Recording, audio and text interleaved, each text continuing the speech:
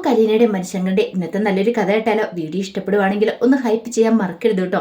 അങ്ങനെ നമ്മൾ കാണുന്ന ഒടുവിൽ വൈജയന്തി ദേഷ്യത്തോട് കൂടിയിട്ട് ഭവതിയോട് പറഞ്ഞു, എടി നാണമില്ലേടി അവളെപ്പോലുള്ള ഒരുത്തിയെ വിളിച്ചോണ്ട് നിനക്ക് ഇങ്ങോട്ടേക്ക് വരാനായിട്ട്? എന്നെ കൂട്ടിക്കൊണ്ടുപോകാനായിട്ട് വിളിച്ചോണ്ട് വന്നിരിക്കുന്നു. അപ്പോഴേക്കും കൃഷ്ണമോട് പറഞ്ഞു, അതെ അലീന ചേച്ചി ഞങ്ങളുടെ നേതാവ്. പിന്നെ ഒരു നേതാവ് വന്നിരിക്കുന്നു, വീട്ടിലെ ജോലിക്കാരി. ഒരു കാര്യം ഞാൻ പറഞ്ഞേക്കാം, അവളെന്നല്ല ഇനിയിപ്പം ആര് പറഞ്ഞാലും ഞാൻ അനുസരിക്കാൻ പോകുന്നില്ല, ഞാൻ അങ്ങോട്ടേക്ക് വരുന്നില്ല എന്ന് പറഞ്ഞു. അപ്പോഴേക്കും ഭാബി പറഞ്ഞു, എന്തിനാ അമ്മ ഇങ്ങനെ വാശിയും വരികയും കാണിക്കുന്നത്? അതിൻ്റെ കാര്യമുണ്ടോ? പിന്നെ വാശി, അവൾ ആ വീട്ടിൽ നിന്ന് ഇറങ്ങുന്നോ ഞാൻ അന്നേ അങ്ങോട്ടേക്കുള്ളൂ, അല്ലാതെ ഞാൻ വരത്തില്ല എന്ന് പറഞ്ഞു. അപ്പോഴേക്കും മണിശങ്കർ പറഞ്ഞു, ആൻറ്റി ഇത്രയ്ക്ക് ഇങ്ങനെ തരം താഴരുത്. ആൻറ്റി കുറച്ചുകൂടെയൊക്കെ ഒന്ന് ഇതായത്. കാരണം ആൻറ്റി എന്തിനാ ഇങ്ങനെ വാശി പിടിക്കേണ്ട വല്ല കാര്യമുണ്ടോ എന്ന് ചോദിച്ചു. ദേ മനു, നീ ഇതിനകത്ത് കൂടുതൽ ഇടപെടണ്ട, അല്ലെങ്കിലും എനിക്കറിയാടാ, നിനക്ക് അവളോട് ഞാൻ പറയുന്നില്ല എന്ന് പറഞ്ഞിട്ട് വൈജയന്തി നിർത്തി. അവളുടെ അടുത്ത് നിനക്ക് ഇത്തിരി ഇത് കൂടുന്നുണ്ട്. ഞാൻ താഴാവുന്നതിന് മാക്സിമം അവിടെ താണു നിൽക്കുന്നത് നിനക്കറിയാലോ. കുഴിയോളം താണു, അതുപോലെ അവസ്ഥ കിടക്കുക. എന്നിട്ട് എല്ലാവരും കൂടെ കൂടിയിട്ട് അവളെയും വിളിച്ചുകൊണ്ട് വന്നിരിക്കുന്നു. എന്താണെങ്കിലും ഞാൻ വരാൻ പോകുന്നില്ല, ഇത് നടക്കില്ല എന്ന് പറഞ്ഞു. അപ്പോഴേക്കും ബബി പറഞ്ഞു, നടക്കേണ്ട കാര്യമില്ല, കാറും കൊണ്ട് വന്നിട്ടുണ്ട്, കാറും കൊണ്ട് വിട്ടുപോയിക്കൂടെ എല്ലാവരും കൂടെ. എന്നെ വിളിച്ചോണ്ട് പോകാൻ ആരും ഇവിടെ നിൽക്കണ്ടെന്ന് പറഞ്ഞിട്ട് വൈജയന്തി ദേഷ്യത്തോടെ അകത്തേക്ക് കയറിപ്പോയി. അപ്പോഴേക്കും മനു അവരോട് പറഞ്ഞു, അതെ നിങ്ങൾ വിഷമിക്കൊന്നും വേണ്ട, അച്ഛനും അമ്മയും വരട്ടെ, അവർ വന്നു കഴിയുമ്പോൾ നമുക്കൊരു തീരുമാനം ഉണ്ടാക്കാം, നിങ്ങളിവിടെ വാ ഇരിക്കാനൊക്കെ പറഞ്ഞു. അങ്ങനെ ഇരിക്കുന്ന സമയത്ത് രോഹിത്തിനോട് ചോദിച്ചു, എടാ നിന്നെ കോളേജിൽ തിരിച്ചെടുത്തല്ലേ? അലീന ചേച്ചി ഫൈറ്റ് ചെയ്താ എന്നെ കോളേജിൽ തിരിച്ചെടുത്തേ. അലീന ചേച്ചി ഇല്ലായിരുന്നെങ്കിൽ എനിക്ക് ഉറപ്പായിട്ടും കോളേജിൽ വീണ്ടും പോയി പഠിക്കാനായിട്ട് പറ്റത്തൊന്നും ഇല്ലായിരുന്നു പറഞ്ഞു. അത് കേട്ട് കഴിഞ്ഞപ്പം മനുവിനും രഞ്ജിനിക്കും ഒക്കെ സന്തോഷവും സമാധാനമായി. ഇതേ സമയത്ത് അലീന സൗദാമിനി മുത്തശ്ശിയുടെ മുറിയിലേക്ക് ചെന്നു. മുത്തശ്ശി നല്ല മയക്കത്തിലായിരുന്നു. അങ്ങനെ അലീനെ എന്ന് നോക്കി നിൽക്കുകയാണ്. കുറച്ച് കഴിഞ്ഞപ്പോഴത്തേനും മുത്തശ്ശി കണ്ണു തുറന്ന് നോക്കി കഴിഞ്ഞപ്പം അലീന മുന്നിൽ നിൽക്കുന്നത് കണ്ടു. പെട്ടെന്ന് മുത്തശ്ശി പതുക്കെ എഴുന്നേക്കുവാണ്. എഴുന്നേറ്റ് അലീനയെ തന്നെ നോക്കി. അപ്പോഴേക്കും മുത്തശ്ശിയുടെ കണ്ണൊക്കെ നിറഞ്ഞു വന്നു. മുത്തശ്ശിക്ക് അറിയാമായിരുന്നല്ലോ തൻ്റെ കൊച്ചുമകള ഇതെന്നുള്ള കാര്യങ്ങളൊക്കെ. അപ്പോഴേക്കും അലീന ചോദിച്ചു, എന്താ മുത്തശ്ശി ഇങ്ങനെ നോക്കുന്ന ഇങ്ങനെ? എന്ത് ചോദിച്ചു? ഒന്നുമില്ല എന്ന് പറഞ്ഞു. മുത്തശ്ശിയുടെ കണ്ണൊക്കെ നിറഞ്ഞു വരിക. എന്താ മുത്തശ്ശിയുടെ കണ്ണൊക്കെ നിറഞ്ഞു വരുന്നുണ്ടല്ലോ. ഒന്നുമില്ല മോളെ. അല്ല മുത്തശ്ശിയുടെ മനസ്സിൽ എന്തോ ഉണ്ട് എന്ന് പറഞ്ഞു. ഒന്നുമില്ല, ഞാനിങ്ങനെ ഓരോന്നൊക്കെ ഓർത്തിങ്ങനെ നിന്നാ. അല്ല മോളെപ്പോഴാ വന്നേ? ഞാൻ ഇത്തിരി സമയമായി വന്നിട്ട് മുത്തശ്ശിയെ ഇങ്ങനെ കണ്ടുകൊണ്ട് നിൽക്കുമായിരുന്നു. ഞാൻ വന്നു കഴിഞ്ഞപ്പോൾ മുത്തശ്ശി നല്ല ഉറക്കമായിരുന്നു. വിളിച്ച് ശല്യപ്പെടുത്തണ്ടെന്ന് കരുതിയിട്ട് അവിടെ നിന്നത്. ആണോ? അതൊന്നും സാരമില്ല മോളെ, മോളിവിടെ വന്ന് ഇരിക്കാൻ പറഞ്ഞു. അങ്ങനെ അലീന ആ കട്ടിൻ്റെ സൈഡിൽ വന്നിരുന്ന് കഴിഞ്ഞപ്പോഴത്തേനും മുത്തശ്ശി അലീനയുടെ കയ്യിലേക്ക് പതുക്കെ പിടിച്ചു കഴിഞ്ഞിട്ട് ചോദിച്ചു, മോളെ നിനക്ക് സുഖമാണോ? അത് കേട്ടപ്പോൾ അലീന പറഞ്ഞു, എനിക്ക് സുഖമാണ് മുത്തശ്ശി. മുത്തശ്ശിയോട് ഞാനൊരു സ്വകാര്യം പറയട്ടെ? എന്താ? പഴയതുപോലെ ഒന്നും അല്ല, രോഹിത്തിനെ ബബിതയൊക്കെ ഞാൻ പിടിച്ചെടുത്തു, അവരൊക്കെ എൻ്റെ വശമാണെന്ന് പറഞ്ഞു. അപ്പോഴേക്ക് സൗദാമിനി മുത്തശ്ശി പറഞ്ഞു, അതിനു വേണ്ടിയിട്ടാണല്ലോ നീ വന്നത്. എന്താ മുത്തശ്ശി അങ്ങനെ പറഞ്ഞേ? അല്ല ഒന്നുമില്ല, ഞാൻ പറഞ്ഞതേ ഉള്ളൂ. മുത്തശ്ശി എന്തൊക്കെയോ മനസ്സിൽ വെച്ച് പറയുന്ന പോലെ ഉണ്ടല്ലോ. ഒന്നുമില്ല മോളെ. അല്ല എന്തൊക്കെയുണ്ട് പിന്നെ വിശേഷങ്ങൾ? ഇവിടേക്ക് എന്തിനാ മോള് വന്നേന്ന് ചോദിച്ചു. അതെ വൈജയന്തി മാഡത്തിനെ വിളിച്ചുകൊണ്ട് പോവാനായിട്ടാ. മാഡം? എന്താ മുത്തശ്ശി, ഒരു മാഡം വന്നിരിക്കുന്നു. മുത്തശ്ശി അങ്ങനെ വീണ്ടും പറയുമ്പോഴത്തേനും അലീന ചോദിച്ചു, എന്ത് പറ്റി മുത്തശ്ശി? ഒന്നുമില്ല മോളെ. നിന്നോട് ഞാൻ എന്തെങ്കിലും തെറ്റ് ചെയ്തിട്ടുണ്ട്, എന്നോട് ക്ഷമിക്കണം കേട്ടോ. എൻ്റെ അറിവില്ലായ്മ കൊണ്ട് ഞാൻ അവിടെ വെച്ച് എന്തെങ്കിലുമൊക്കെ പറഞ്ഞു പോയിട്ടുണ്ടായിരിക്കും. മുത്തശ്ശി എന്നോട് ക്ഷമ ചോദിക്കുന്നു. അതിൻ്റെ കാര്യം എന്താ? മുത്തശ്ശി എന്നെ ഒരു ജോലിക്കാരിയെ പോലെ അല്ലല്ലോ കണ്ടിരിക്കുന്നത്. ശരിക്കും പറഞ്ഞാൽ എന്നെ ഒരു മോളെ പോലെയല്ലേ?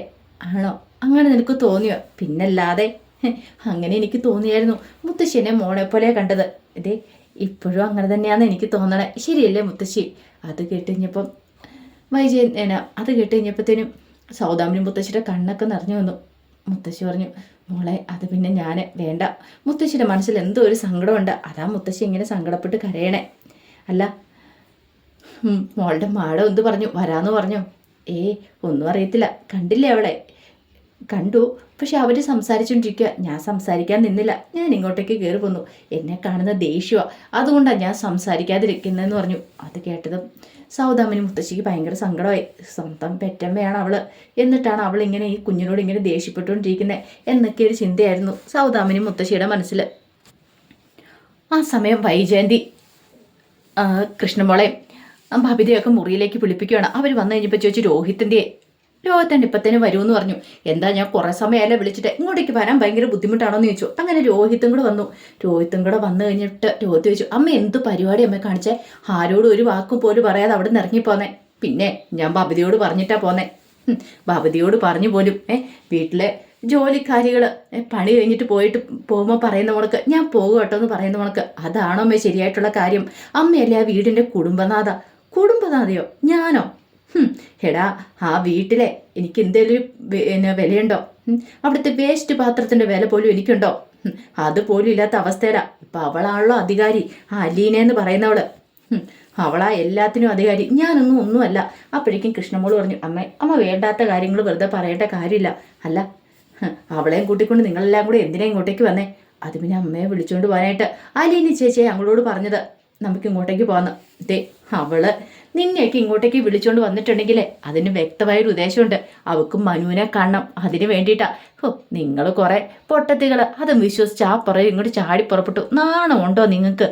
വായിജി ഇത് പറഞ്ഞു കഴിഞ്ഞപ്പോഴത്തേനും കൃഷ്ണമോള് പറഞ്ഞു, അമ്മ ഒരു കാര്യം ചെയ്യുക, വല്ല നോവൽ എഴുതാനും പോകും. അമ്മയ്ക്ക് അതാ ചേരുന്നത്.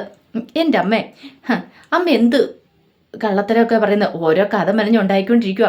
അപ്പോഴേക്കും വൈജയന്തിക്ക് ദേഷ്യം വന്നു. കൃഷ്ണേ, നീ എന്നെ ചോദ്യം ചെയ്യാൻ വന്നാണ്ടല്ലോ. ഭവിതയ്ക്ക് ദേഷ്യമായി. ഭവിത പറഞ്ഞു, അമ്മ എന്ത് വർത്താനം അമ്മ പറയണത്? അമ്മയ്ക്ക് ഞങ്ങളെക്കുറിച്ച് എന്തെങ്കിലും ചിന്തയുണ്ടോ? അല്ല, രോഹിത്തേട്ടൻ കോളേജിലേക്ക് പോയി, അല്ലെങ്കിൽ രോഹിത്തേട്ടൻ രക്ഷിച്ചെടുത്ത അലീനി ചേച്ചിയാണ്. എല്ലാത്തിനും അലീനി ചേച്ചിയുണ്ട്. വീട്ടിലെ ജോലികൾ ഇപ്പം തന്നെ എല്ലാം തന്നെ അലീനി ചേച്ചി ചെയ്യുന്നേ. എന്നിട്ട് പോലും അമ്മ അതൊന്നും കാണുന്ന പോലില്ല. അമ്മയ്ക്ക് അലീനി ചേച്ചി സ്നേഹിച്ചാലെന്താ? സ്നേഹിക്കാനായിട്ട് അവളെ ഞാൻ സ്നേഹിക്കണമല്ലേ?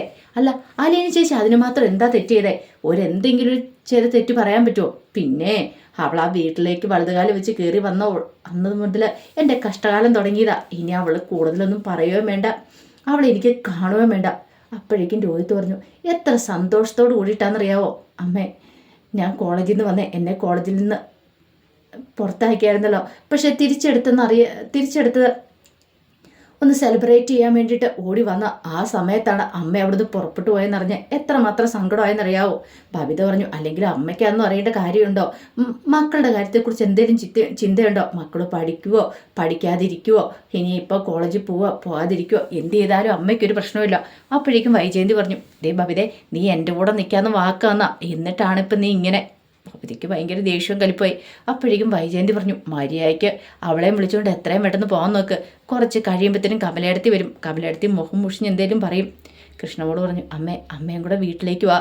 പിന്നെ വീട്ടിലേക്ക് വരണം പോലും അവളുള്ളിടത്തേക്ക്. അലീനി ചേച്ചിക്ക് അമ്മയുള്ളതാ ഇഷ്ടം. അലീനി ചേച്ചി ഞങ്ങളെ ഇങ്ങോട്ട് കൂട്ടിക്കൊണ്ടു വന്നേ. ഇഷ്ടം പോലും മിണ്ടരുത്. അതൊക്കെ അവളുടെ ഓരോ നാടകങ്ങളാണ് നിങ്ങളെ കയ്യിലെടുക്കാൻ വേണ്ടിയിട്ട്. നാണമില്ല നിങ്ങളൊക്കെ അതൊക്കെ വിശ്വസിച്ചല്ലോ എന്നൊക്കെ പറഞ്ഞുകൊണ്ട് കുറേ ചീത്തയും കൂടെ പറയണം.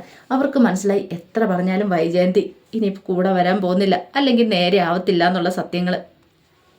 കുറച്ച് കഴിഞ്ഞപ്പോൾ ബബിത രോഹിത്ത് അവരെല്ലാവരും കൂടെ സംസാരിച്ചുകൊണ്ടിരിക്കുന്ന സമയത്ത് ബബിത പറഞ്ഞു, അതെ മനുവേട്ട, ഇവിടെ ക്യാരംസ് അല്ലേ, ക്യാരംസ് കളിച്ചാലോ നമുക്ക്? അതെ, കുറച്ച് കോയിൻ ഇല്ല എന്ന് പറഞ്ഞു. കോയിൻ എന്തിയേ? കൃഷ്ണമോള് ചോദിച്ചു. അതെന്താ കോയിൻ എല്ലാം എന്തിയേ? മനുവേട്ടൻ തിന്നോന്ന് ചോദിച്ചു. അതെ, ഞാൻ തിന്നു, കുറച്ച് ബാക്കിയുണ്ട്, അത് നീയും കൂടെ തിന്നോളാൻ പറഞ്ഞു. അപ്പോൾ എല്ലാവരും കൂടെ ചിരിച്ചു. ആ സമയത്താണ് കമലെ ശിവശങ്കരനും കൂടെ വരുന്നേ. അവർ കാറ് വന്ന് ഇറങ്ങുന്ന സമയത്ത് മുറ്റത്തൊരു കാറ് കിടക്കുന്ന കണ്ടു. അപ്പോഴേക്കും ശിവശങ്കരനോട് കമല ചോദിച്ചു, അല്ല ഈ കാറ് ഇത് ബാലേന്ദ്രൻ്റെ ജ്വല്ലറി കാറല്ലേന്ന് ചോദിച്ചു. അതേലോ, ചിലപ്പോൾ ബാലേന്ദ്രൻ വന്നായിരിക്കും കമലയെ വൈജയെ കൂട്ടിക്കൊണ്ട് പോകാനായിട്ടല്ലേ? അതെ. എൻ്റെ ദൈവം എന്നാൽ രക്ഷപ്പെട്ട് കൂട്ടിക്കൊണ്ട് പോയാൽ മതിയായിരുന്നു. 2 കൊടുത്തിട്ട് കൂട്ടിക്കൊണ്ട് പോയാലും കുഴപ്പമില്ല. അങ്ങനെയാണ് ഞാൻ രക്ഷപ്പെട്ടല്ലോ എന്ന് പറഞ്ഞു. അങ്ങനെ അവരകത്തേക്ക് കയറി വരുമ്പോഴത്തേനും കുട്ടികളെല്ലാം കൂടെ സംസാരിച്ചുകൊണ്ടിരിക്കുന്നത് കണ്ടു. പെട്ടെന്ന് കമലൊരു അന്താളിപ്പോടെ നോക്കുവാണ്. ആ സമയം ശിവശങ്കർ ചോദിച്ചു, അല്ല എന്താ നിങ്ങളെല്ലാവരും കൂടെ? അതെ, അമ്മയെ കാണാൻ വേണ്ടി വന്നാ. അല്ല, നിങ്ങളോട് പറഞ്ഞിട്ടല്ലേ വൈജ വന്നേ?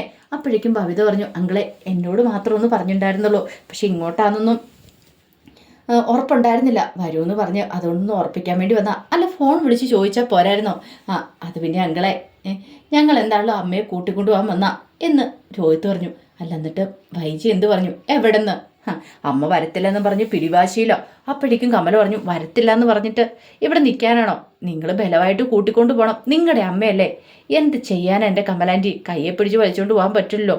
കമല പറഞ്ഞു, അല്ല അവളുടെ വീട് അതല്ലേ, അവൾ അവിടെയല്ലേ നിൽക്കണ്ടേ.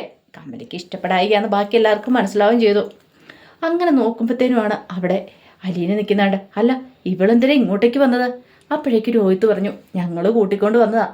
കാരണം അമ്മ ഇവിടെയല്ലേ നിൽക്കുന്നത്, അമ്മ നിൽക്കുന്നിടത്ത് ഞങ്ങൾ നിൽക്കാമെന്ന് വിചാരിച്ചു. കമല ഞെട്ടിപ്പോയി. ഇനി ഇവിടെ വന്ന് കഴിയുമ്പം ഇനിയിപ്പോൾ കമലാൻ്റിയെ ബുദ്ധിമുട്ടിപ്പിക്കണ്ടല്ലോ എന്ന് കരുതിയിട്ടാ അലീന ചേച്ചി കൂട്ടിക്കൊണ്ട് വന്നേ. ഞങ്ങളുടെ കാര്യങ്ങളൊക്കെ അലീന ചേച്ചി നോക്കിക്കോളും. അല്ല അപ്പം നിങ്ങളിവിടെ നിൽക്കുവാണോ? അതെ, ഞങ്ങളുടെ അമ്മ ഇവിടെയല്ലേ ഉള്ളേ. അപ്പോൾ ബാലയന്തൻ സമ്മതിച്ചോ? അച്ഛനോട് പറഞ്ഞിട്ട് ഞങ്ങൾ പോന്നിരിക്കുന്നത്. അമ്മ ഇവിടെ ഉള്ളതുകൊണ്ട് ഞങ്ങൾ ഇവിടെ തന്നെ നിൽക്കാൻ തീരുമാനിച്ചു. അപ്പോഴേക്കും കമലയ്ക്ക് എന്ത് ചെയ്യണമെന്നറിയില്ല.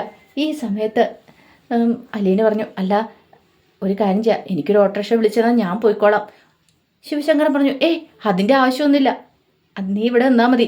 ഇവരിവിടെ ഉള്ളപ്പോഴേ നീ ഇവിടെ നിന്നാൽ മതി. അല്ലെങ്കിൽ ഇവരുടെ കാര്യങ്ങളൊക്കെ നോക്കാനായിട്ട് ഒരാൾ വേണ്ടേ, നീ ഒരിടത്തേക്കും പോകണ്ടെന്ന് പറഞ്ഞു. അപ്പോഴേക്കും അലീന പറഞ്ഞു, ഇവർ വന്നിട്ട് കുറച്ച് സമയമായി, ഒന്നും കഴിച്ചിട്ടില്ല. അപ്പോൾ എനിക്ക് അടുക്കളയിലേക്ക് കയറാനായിട്ടൊരു ബുദ്ധിമുട്ടുണ്ടായിരുന്നു, അതുകൊണ്ടാണ് ഞാൻ ഇവിടെ ഇരുന്നെന്ന് പറഞ്ഞു. അതിനെന്താ, അടുക്കളയിലേക്ക് കയറിക്കോ, അടുക്കളയിലെ നിനക്ക് സർവ്വ സ്വാതന്ത്ര്യമുണ്ട്, എല്ലാ സാധനങ്ങളും കഴിഞ്ഞ ദിവസം വാങ്ങിച്ചിരിക്കുക അല്ലേ കമലെ? നമ്മളെ സാധനങ്ങളെല്ലാം വാങ്ങിയില്ലായിരുന്നു എന്ന് ചോദിച്ചു. കമലയ്ക്ക് ദേഷ്യമായി.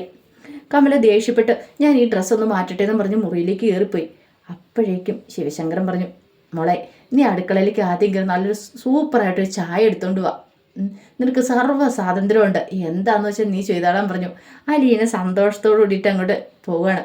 അത് കണ്ടുകൊണ്ട് മണിശങ്കരൻ നിൽക്കുക. മണിശങ്കരന് സന്തോഷമായി. അപ്പോൾ അതിൻ്റെ കഥകളൊക്കെ നമ്മളിന്ന് കാണുന്നത്. ഇതിൻ്റെ ബാക്കി വിശേഷങ്ങളുമായിട്ട് വൈകുന്നേരത്തെ പ്രൊമോയിൽ വരാട്ടോ. അപ്പോൾ ഇന്നലെ വൈകുന്നേരം അലീനയും മണിശങ്കറിൻ്റെയും വിശേഷങ്ങളൊന്നും ചാനലിനകത്ത് അപ്ലോഡ് ചെയ്യാൻ പറ്റിയിട്ടുണ്ടായിരുന്നില്ല കേട്ടോ. ചെറിയൊരു ഹോസ്പിറ്റൽ കേസുമായിട്ട് പോയിരിക്കുമായിരുന്നേ. എന്താണെങ്കിലും ഇന്ന് മുതൽ കൃത്യസമയത്ത് തന്നെ അപ്ലോഡ് ചെയ്യാം കേട്ടോ. ഒരിക്കൽ കൂടി എല്ലാവർക്കും ശുഭദിനം നേർന്നുകൊണ്ട് നിർത്തുന്നു. നന്ദി.